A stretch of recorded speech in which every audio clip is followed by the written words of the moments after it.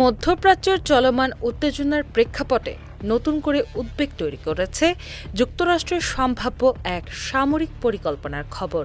ইরানের ভেতরে সরাসরি স্থল অভিযান চালিয়ে দেশটির পারমাণবিক উপকরণ জব্দ করার একটি কৌশলগত পরিকল্পনা নিয়ে আলোচনা চলছে, এমনটাই জানিয়েছে মার্কিন সংবাদ মাধ্যম সিবিএস নিউজ।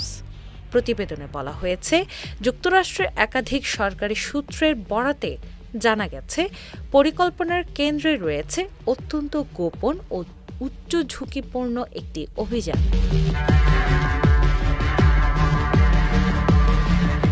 এতে অংশ নিতে পারে যুক্তরাষ্ট্রের এলিট সামরিক unit joint special operations command জেএসওসি।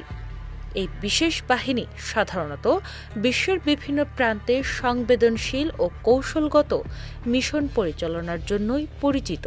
সূত্রগুলো জানায়, পরিকল্পনা অনুযায়ী ইরানের গুরুত্বপূর্ণ পারমাণবিক স্থাপনাগুলোতে হঠাৎ করে স্থলপথে অভিযান চালিয়ে সেখানকার উপকরণ ও প্রযুক্তি জব্দ করার সম্ভাবনা বিবেচনা করা হচ্ছে। তবে এই ধরনের অভিযানের ঝুঁকি অত্যন্ত বেশি, কারণ এতে সরাসরি ইরানের ভেতরে প্রবেশ করতে হবে এবং তা বড় ধরনের সামরিক সংঘাতে রূপ নিতে পারে। তবে এই বিষয়ে এখনও কোনো চূড়ান্ত সিদ্ধান্ত নেওয়া হয়নি বলে জানিয়েছে আরেকটি সূত্র। বিশেষ করে মার্কিন প্রেসিডেন্ট ডোনাল্ড ট্রাম্প এখনও এই পরিকল্পনায় অনুমোদন দেননি, ফলে বিষয়টি এখনও আলোচনা ও মূল্যায়নের পর্যায়ে রয়েছে। এই বিষয়ে জানতে হোয়াইট হাউসের সঙ্গে যোগাযোগ করা হলে তা সরাসরি কিছুই বলতে রাজি হয়নি। তাদের বক্তব্য অনুযায়ী এ ধরনের সামরিক পরিকল্পনা তৈরি করা মূলত পেন্টাগনের দায়িত্বের মধ্যে পড়ে এবং প্রয়োজন অনুযায়ী তারা বিভিন্ন কৌশলগত বিকল্প প্রস্তুত রাখে। বিশ্লেষকদের মতে, ইরানের পারমাণবিক কর্মসূচি নিয়ে দীর্ঘদিন ধরেই যুক্তরাষ্ট্র ও পশ্চিমা বিশ্বের উদ্বেগ রয়েছে। যদিও কূটনৈতিক আলোচনা বহুবার হয়েছে, তবুও আস্থা সংকট কাটেনি। এর মধ্যেই যদি স্থল অভিযানের মতো পদক্ষেপ বাস্তবায়িত হয়, তাহলে তা শুধু ইরান যুক্তরাষ্ট্র সম্পর্কই নয়, গোটা মধ্যপ্রাচ্যে নতুন করে বড় সংঘাতের সূচনা করতে পারে। উল্লেখ্য, গত ২৮ ফেব্রুয়ারি যুক্তরাষ্ট্র ও ইসরায়েলের যৌথ হামলার পর থেকে অঞ্চলটিতে উত্তেজনা আরও বেড়েছে।